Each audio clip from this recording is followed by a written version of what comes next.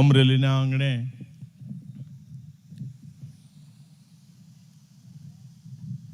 આજનો સન્માન સમારંભ કાર્યક્રમ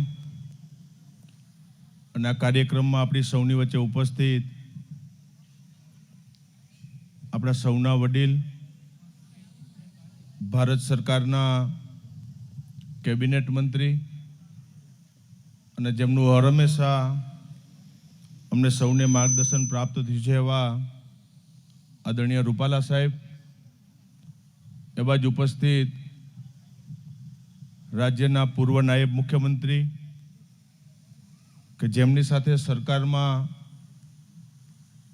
મેં કામ કર્યું છે અને ખૂબ એમનું માર્ગદર્શન પ્રાપ્ત થયું છે એવા આદરણીય નીતિનભાઈ પટેલ સાહેબ, જેમના સન્માન કાર્યક્રમમાં આપણે સૌ મળ્યા છીએ એવા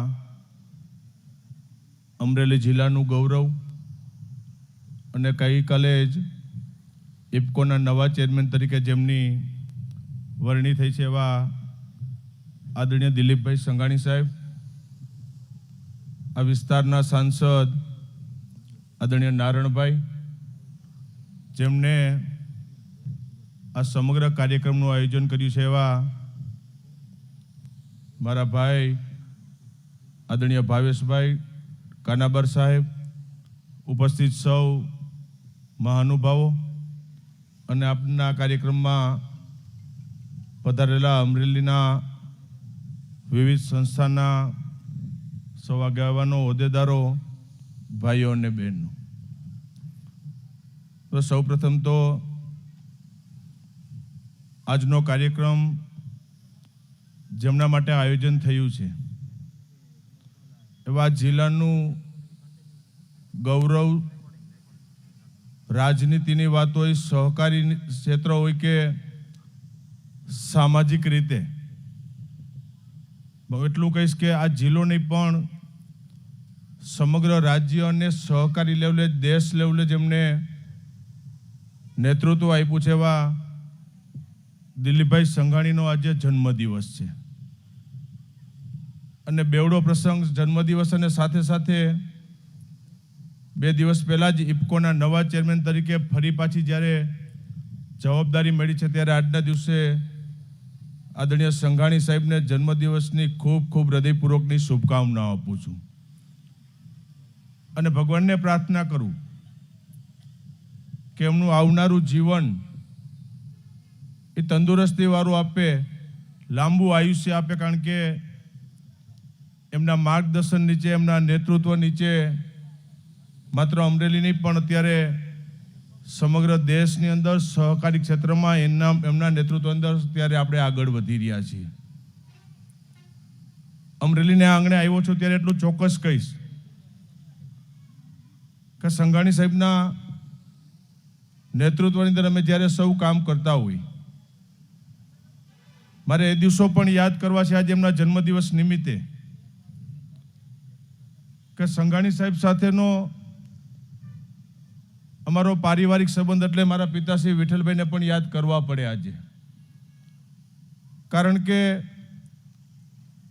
એમના સમયથી એક પરિવારનો સંબંધ કાયમી માટે જળવાઈ રહ્યો છે ને એ પરિવારના સંબંધને નાતે આજે અમરેલીના કાર્યક્રમની અંદર અનેક કાર્યક્રમ હતા છતાં પણ સહભાગી થવાનો આજે મને અવસર પ્રાપ્ત થયો છે.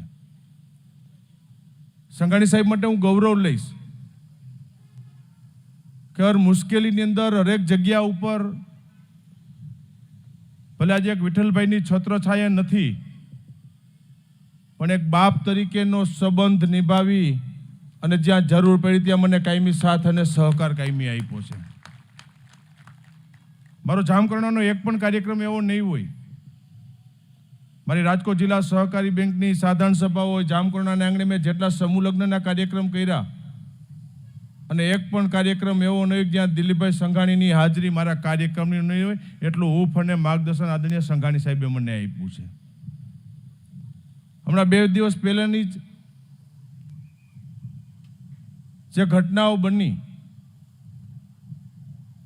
અને ત્યારે એ ઘટનાની અંદર